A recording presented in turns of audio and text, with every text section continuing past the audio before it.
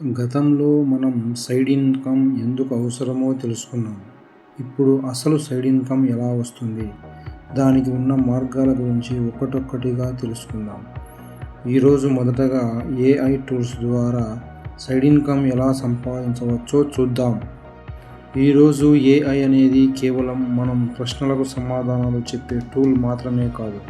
మన స్కిల్స్కి ఏఐని కలిపితే కొన్ని సర్వీసెస్ అందించి ఇన్కమ్ సంపాదించే అవకాశాలు ఉన్నాయి. ఉదాహరణకు చాట్‌జీపీటీతో స్క్రిప్ట్స్, కంటెంట్ ఐడియాస్, క్యాప్షన్స్ తయారు చేసుకోవచ్చు.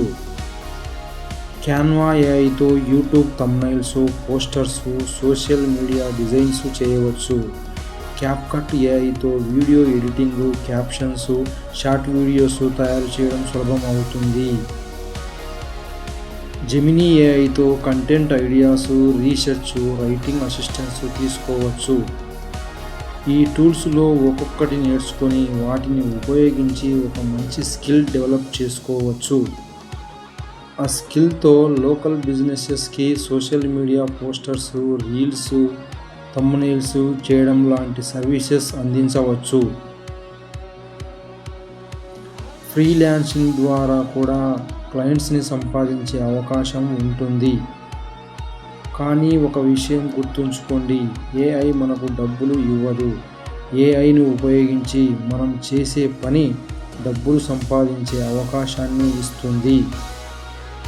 కాబట్టి టూల్ కంటే స్కిల్ మీద ఫోకస్ చేయండి. ఇది సైడ్ ఇన్కమ్ వచ్చే ఒక మార్గం మాత్రమే. ఇలాంటి మరిన్ని మార్గాల్లో ఇన్కమ్ ఎలా వస్తుందో మనం ఒక్కొక్కటిగా తెలుసుకుందాం.